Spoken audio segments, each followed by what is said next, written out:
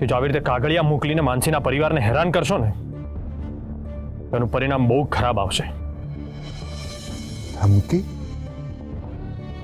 અમને ધમકી આપો છો? ઠીક છે, તો આમ જ રહેશે. તમારાથી થાય તમે કરી લો. હું શું કરી શકવાનો હતો? હું બહુ તો મારા નામની પાછળ આ જે અટક લાગે છે ને એ નહીં લગાવું હંમેશ માટે. હર્ષવર્ધન, હા બા, ફક્ત નામ પાછળ લાગતી એક અટકનું માન જાળવવા માટે જો કોઈ માણસ આટલા નીચા સ્તર સુધી જઈ શકે ને તો એ અટક મારા નામ પાછળ લગાવવી કે નહીં ને એ મારે વિચારવું પડશે.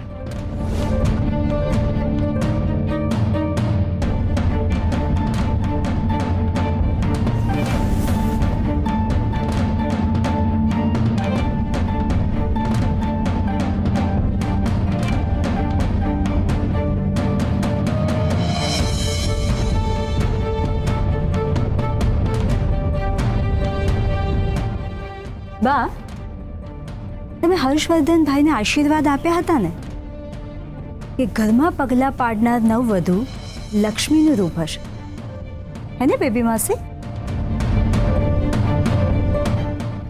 એ નવવધુએ લક્ષ્મી રૂપે ઘરમાં પગલાં પાડ્યા વગર ઘરના ભાગલા પાડી નાખ્યા. અમારા કહેવાનો મતલબ એ નહોતો.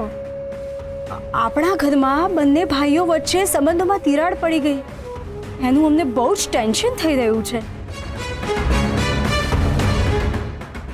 જોકે સારું થયું કે આ વાતની જાણ સમયસર થઈ ને લગ્ન તૂટી ગયા.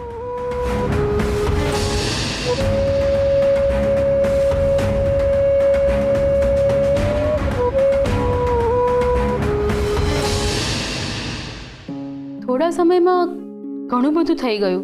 માનસી ભાગી ગઈ, બંને પરિવારોની આબરૂ ગઈ, ઝઘડા થયા, નોટિસ ગઈ અને એના લીધે ફરીથી ઝઘડા થયા. વિક્રમસિંહના પરિવાર પર તો જાણે આપ ફાટી પડી હોય એવું થઈ ગયું. દિગ્વિજય ગુસ્સે થયો અને વેદિકાએ એ આગમાં ઘી હોમવાનું કામ કર્યું. મોટી બહેનને પરિવારના આબરૂની ચિંતા થઈ. પણ આ બધામાં બેબી માસી એક વાત ભૂલી ગયા. કઈ વાત? તારા લગ્ન તૂટ્યા એ વાત. બધા બસ પોતપોતાનો વિચાર કરી રહ્યા છે, પણ અત્યારે તને કેવી લાગણી થઈ રહી છે એ કોઈ નથી વિચારતું. તું ઠીક તો છે ને બેટા? બેબી માસી, સાચું કહું ને તો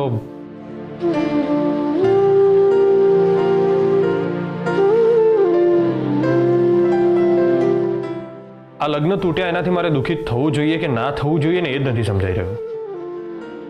કારણ કે હું જ્યારથી માનસીને મળ્યો ને ત્યારથી આ છોકરી સાથે મારા લગ્ન થવાના છે એટલે મારે આને પ્રેમમાં પડવાનું છે એવું વિચારી રહ્યો હતો. ઇનફેક્ટ અમે લોકો તો એકબીજાને સારી રીતે ઓળખતા પણ નહોતા. અમે જેટલી વખત મળ્યા છીએ ને તો એની વાતો અને બિહેવિયર પરથી તો એવું જ લાગ્યું છે કે એને આ લગ્ન કરવામાં કોઈ ઇન્ટરેસ્ટ જ નહોતો. અને એવું જ થયું. અને અત્યારે વિચાર આવી રહ્યો છે કે જ્યારે મેં એને એકાંતમાં મળવા માટે કે વાત કરવા માટે કહ્યું છે ને ત્યારે કોઈકનું કોઈક બહાનું કાઢીને મળવા નહોતી આવતી, ના પાડી દીધી હતી. કેસર, હા, અમે બંને બહાર જઈ રહ્યા છીએ, તું પણ ચાલ ને અમારી સાથે. હું? હા, તારી પણ ઓળખાણ થશે એમની સાથે. જો તમને વાંધો ના હોય તો. ઠીક છે. આ તું શું કહી રહ્યો છે? ઘણી વખત એવું બન્યું છે, કાંઈ કેસરને મારી સાથે આવવા માટે કહેતી, કાં કેસરને મારી સાથે એકલી મોકલી દેતી. મને તો આવવાની બહુ ઈચ્છા હતી જ, પણ હવે આ પ્રોબ્લેમ થયો છે તો. કેસર. હા દીદી. તમે કેસરને સાથે લઈ જાઓ ને. I am extremely sorry. It's okay, no problem. ચાલો સાલી સાહેબા, મેં માનસી સાથે જેટલા ખુલ્લા મનથી વાત નથી કરીને એટલી મેં કેસર સાથે કરી છે. પણ તને એક વાત કહું, આજ સુધી મેં ક્યારેય કોઈ અજાણી વ્યક્તિ સાથે વાત જ નહોતી કરી. હે, શું વાત કરો? હા, આજે પહેલી વાર કરી. સાચે? હા. અને એટલું જ નહીં બેબી માસી, હું અને માનસી મંદિરે કંકોત્રી મૂકવા જવાના હતા, પણ એને સાડીનું બહાનું કાઢીને આવવાની ના પાડી દીધી અને મજબૂરીમાં મારે કેસર સાથે જવું પડ્યું.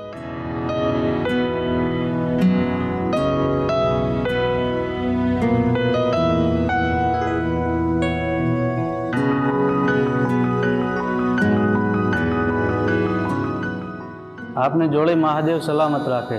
અને બેબી માસી, ત્યારબાદ મારા ફ્રેન્ડ નિલેશના ત્યાં કંકોત્રી આપવા માટે હું અને કેસર જ ગયેલા, અને એ લોકોને એવું લાગ્યું કે કેસર મારી ભાવિ પત્ની છે. અને અરે ભાભી, તમે તો કચોરી અડ્યાય નથી. અરે તમે આને ભાભી કેમ કહો છો? કેમ, લગ્ન નથી થયા એટલે ભાભી ના કહી શકું? અરે નાના, તમારી કંઈક મિસઅન્ડરસ્ટેન્ડિંગ થઈ છે. આ માનસી નથી, એટલે મારી થનારી પત્ની આ નથી.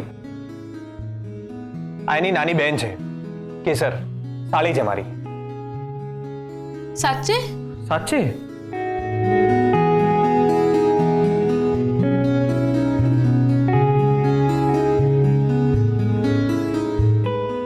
એ દિવસે રાત્રે મેં કેસરને મંદિર પાસે જોયું.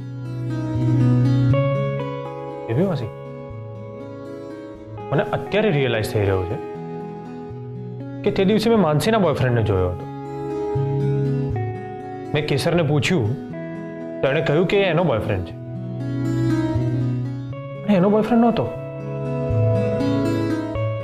માનસીનો હતો. ચાલી સાહેબ, તમે આટલી રાત્રે અહીં શું કરી રહ્યા છો? એની પ્રોબ્લેમ? ના, હું મંદિરે દર્શન કરવા આવી હતી. સારું. મેં એટલે પૂછ્યું કારણ કે પેલો જે છોકરો આવ્યો હતો, જેને તમે સંગમ પર જવાનું એડ્રેસ બતાવ્યું હતું, એને મેં હમણાં જ અહીંથી ઉતાવળે પગે જતો જોયો. એ હેરાન કરી રહ્યો છે તમને? એટલે અત્યાર સુધી મને એમ લાગતું હતું કે એ કેસરનો બોયફ્રેન્ડ છે, તો માનસીનો બોયફ્રેન્ડ હતો. રાધર છે,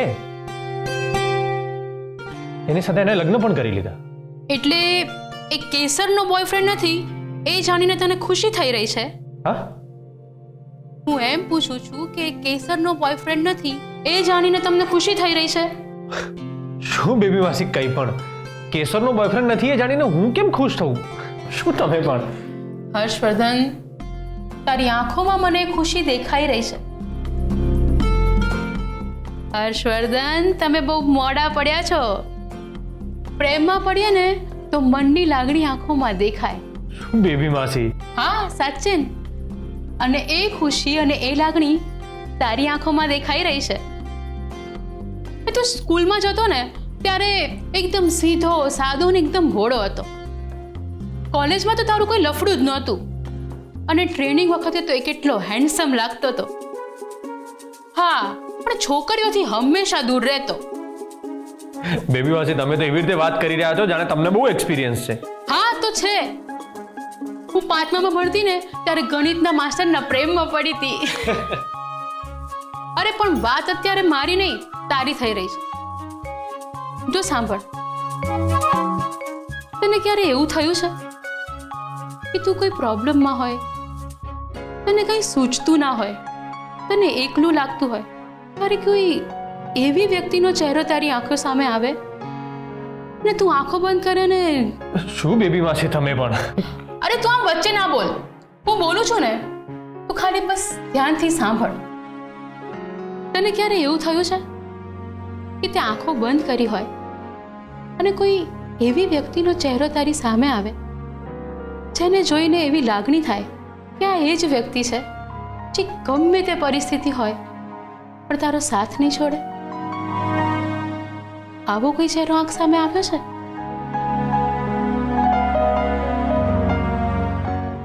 આવ્યો છે. આવો કોઈ ચહેરો તારી આંખ સામે આવ્યો છે. જો બેટા, તારા મનને શાંત કર અને અત્યારે આ બધું જ ભૂલી જા. તારી આંખો બંધ કર અને મનની આંખોથી જો કે તને કોનો ચહેરો દેખાય છે. હું જાઉં છું.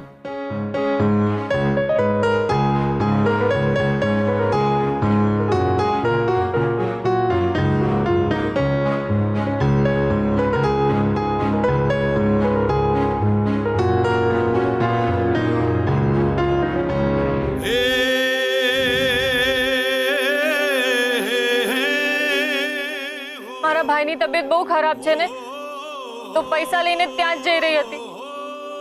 ઉતાવળમાં નો એન્ટ્રીમાં ઘૂસી ગયા. કઈ હોસ્પિટલ? કેસર હોસ્પિટલ.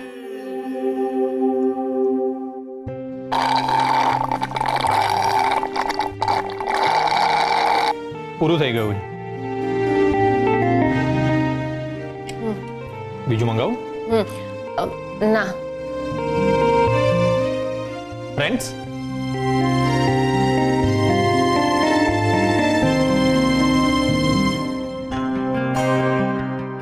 સોરી, હું તમારી સામે ખોટું બોલીને એટલે સોરી કહેવા આવી છું. એમાં એવું થયું ને, તમે અચાનક પોલીસ યુનિફોર્મમાં સામે આવી ગયા ને, તો હું બહુ જ ગભરાઈ ગઈ હતી કે તમે કોઈ એક્શન લેશો તો, અને ફાઇન વાઇન ભરવાનું કહેશો તો. એ મારી મહેનતના રૂપિયા હતા ને, એ જતા રહ્યા હોત તો. પેલો તું મોઢાથી અવાજ કરે છે ને, એ મને શીખવાડીશ ને તો માફ કરીશ. ઠીક છે, પણ હું તો બહુ બધા અવાજો કરું છું. તમારે કયો અવાજ શીખવો છે?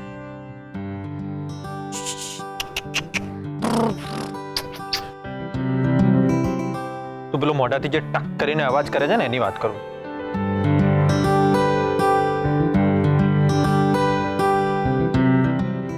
અચ્છા, એ શીખવું છે. હા.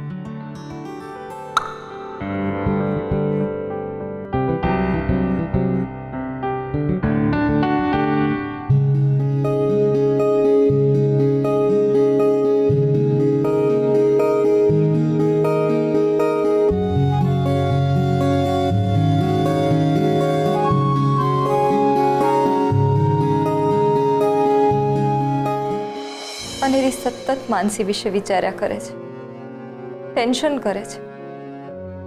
એમાં જ એનું બીપી વધી જાય છે. પોતાની તબિયતની અસર બાળક પર થશે એ સમજતી નથી.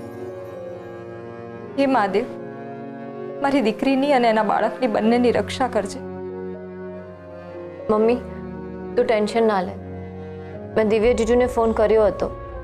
એ લોકો ચેકઅપ કરાવવા ગયા છે, આવતા જ હશે. અનેરી દીદી અને એમના બાળકને કાંઈ જ નહીં થાય, બધું સરખું થઈ જશે.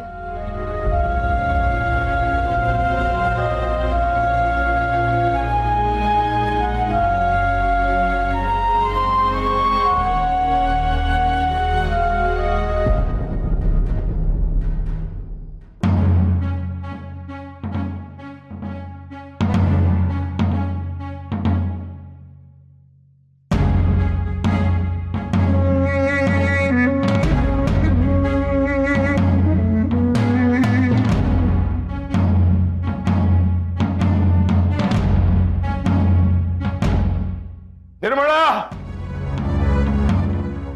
કેસર!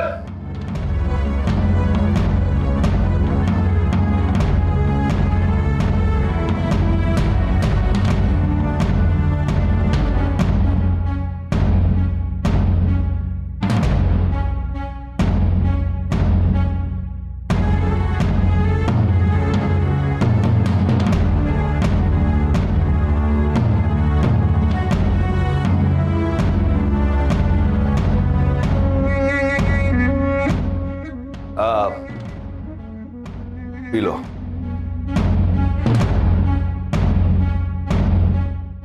આ શું છે?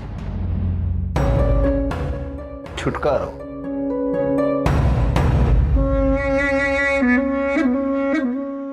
આ એવો જાદુ છે જેનાથી બધી તકલીફોમાંથી છુટકારો મળી જશે.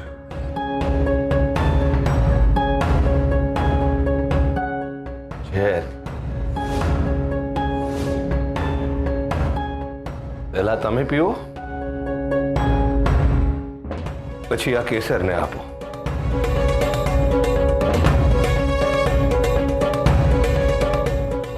અને છેલ્લે હું પીશ. વિક્રમસિંહ. તમારું મગજ તો ઠેકાણે છે ને? તમારી સાથે અમારો જીવ લેવા નીકળ્યા છો તમે? નિર્મળા, અવાજ નહીં. આ એક જ ઉપાય છે આપણી પાસે. 7 દિવસમાં જો રૂપિયા પરત નહીં આપ્યા ને, દિગ્વિજયસિંહ મને કોર્ટમાં ઢસડીને લઈ જશે. મારો ગુનો સાબિત થશે ને પછી હું જેલમાં જઈશ. ને મારા જેલમાં ગયા પછી તમને લોકોને કૂતરું એ નહીં પૂછે. મેં બધો બરાબર વિચાર કરી લીધો છે. હવે બસ આ એક જ માર્ગ છે. હવે કંઈ પણ બોલતા નહીં ને પી લો, નહીં તો હું જાતે તમારા ગળામાં રેડીશ.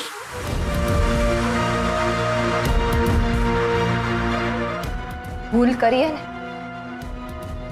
તો એને સુધારવાની હિંમત હોવી જોઈએ. માણસ ગમે તેટલું ખોટું કરે પણ એને ક્યારેક તો સત્યનો સામનો કરવો જ પડે છે. અને જ્યારે સત્ય સામે આવે ને ત્યારે એક સામટા બધા હિસાબ માંગી લેતું હોય છે. આંખ, પાંખ, નાક ત્રણે ત્રણ કાપી લે છે. અને અત્યારે તમારી એ જ સ્થિતિ છે. આંખ ઊંચી કરીને વાત નથી કરી શકતા તમે. ખોટું બોલી ને હવામાં ઉડતા હતા. પણ હવે પાંખો કપાતા જમીન ઉપર આવી પડ્યા છો. ખોટાનો સહારો લઈને હંમેશા નાક ઊંચું રાખીને ફરતા હતા. પણ હવે એ જ નાક સંતાડવાના દિવસો આવ્યા છે.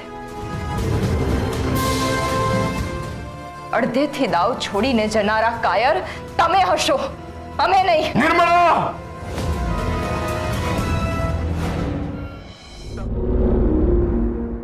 ઠીક છે, હું કાયર છું.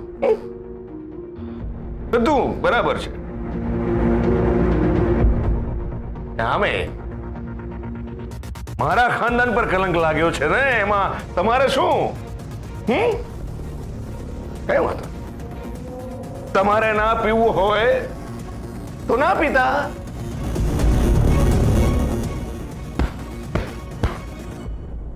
પણ આ વિક્રમસિંહ પોતાના ખાનદાનની આબરૂ માટે જીવ આપી દેશે.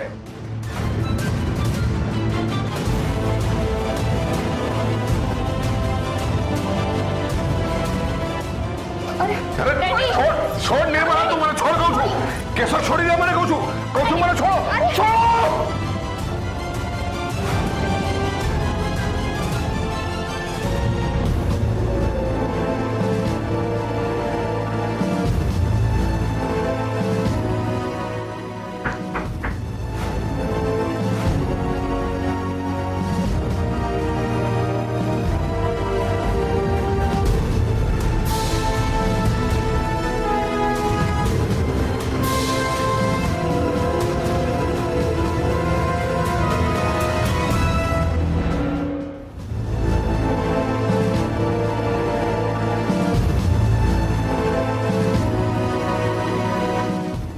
હર્ષવર્ધનસિંહજી, તમે? જય સોમનાથ. જય સોમનાથ. મારે એક અગત્યની વાત કરવી છે. હા તો આવો ને. કેસર, પાણી લાવો. કેસર, ઊભી રહે. મારે તને એક પ્રશ્ન પૂછવો છે. હા, એટલે કેસરને માનસી વિશે પહેલેથી જ ખબર હતી. પપ્પા, માનસી મારા માટે ભૂતકાળ થઈ ચૂકી છે. એણે જે નિર્ણય લીધો એના માટે ખુશ છે. તો એના માટે ખોટી નેગેટિવ વાતો કેમ કરવાની? એને એની દુનિયામાં ખુશ રહેવા દઈએ. મારે કેસર સાથે અલગ વિષય પર વાત કરવી છે. કરી શકું? પ્લીઝ.